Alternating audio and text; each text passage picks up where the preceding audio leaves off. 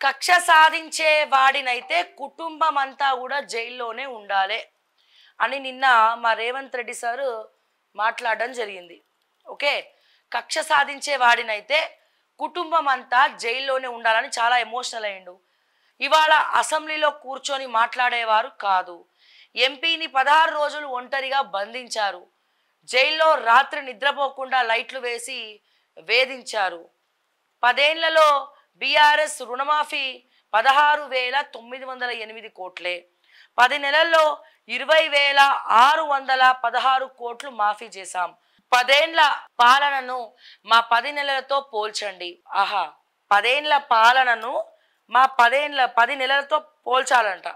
అట్లాంటి మాటలు మాట్లాడకండి సార్. అసలే బ్రేక్ఫాస్ట్ చేయట్లేదు మేము, భయం అవుతుంది మాకు. రేవంత్ అన్న, ఈ 10 ఏళ్లలో ఏ రకంగా చూసినా, ఈ 10 నెలల్లో మీరు ఏ రకంగా చూసినా అసలు ఒక్కటంటే ఒక్క గ్యారంటీ ఉచిత బస్సు తప్ప మిగతావన్నీ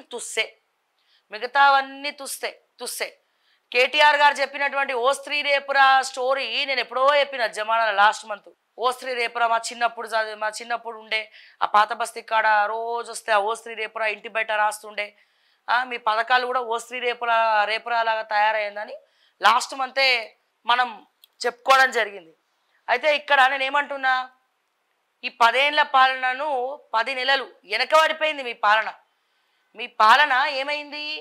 మీ పాలన మొత్తం కూడా వెనకబడిపోయింది. ఇంకా అప్డేటెడ్ వర్షన్తో వెళ్ళాల్సినటువంటి మీ అడ్మినిస్ట్రేషన్, మీ పాలన మొత్తం వెనక్కి వెళ్ళిపోయినాము. ఏడ చూసినా కరెంటు కోతలు, మార్చుకోలేని మా తలరాతలు. సో ఏ రకంగా చూడాలి దీన్ని మేము? ఇంకా 10 నెలల్లో 20,616 కోట్లు మాఫీ చేశాం. ఓ అవునా సార్? 10 ఏళ్ల పాలనను మా 10 నెలలతో పోల్చండి. అభినందించాల్సింది పోయి కడుపులో కత్తుల కేటీఆర్ గుంటూరు తెలివితేటలు ఇక్కడొద్దు. పల్లెటూళ్ళలో చదివి సీఎం అయ్యానని నాపై అక్కస్సు. ప్రాజెక్టులు కట్టింది మీ ఫామ్ హౌస్ల కోసమే. ఎక్కడెవరు కొన్నారో నిజ నిర్ధారణ కమిటీ వేద్దామా? కేటీఆర్ హరీష్ రావులకు పార్టీ కుర్చీపై ఆశ. నేపాల్ తరహాలో కేసీఆర్ను తప్పించే కుట్ర. బడ్జెట్పై చర్చలో సీఎం రేవంత్ తీవ్ర వ్యాఖ్యలు. నాకు అర్థంగా అడుగుతా, కేసీఆర్ని, కేటీఆర్ని, హరీష్ రావుని అనాలంటే అసెంబ్లీలో అనాలా సార్?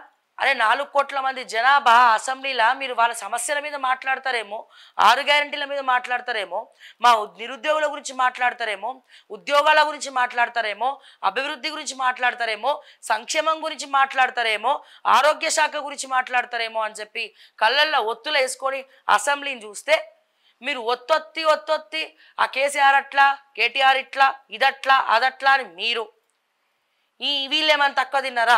నువ్వెట్లా జైలుకి పోయినావు, అదెట్లా జైలుకి పోయినావు అని ఆయన. ఈ బీఆర్ఎస్ పార్టీ ప్రెస్ మీట్లో కూడా పెట్టుకొని ఆయన తిట్టచ్చు మిమ్మల్ని. మీరు కాంగ్రెస్ గాంధీ భవన్ సాక్షిగా లేకపోతే సీఎంఓ సాక్షిగానో ఓ ముఖ్యమంత్రి హోదాలో ప్రెస్ మీట్ పెట్టుకొని తిట్టచ్చు. మీరు తిట్టుకోవడం కోసం, పరస్పర దాడులు చేసుకోవడం కోసం అసెంబ్లీనా? ఎన్ని కోట్లు కావాలి అసెంబ్లీని రోజు నడపనీకి?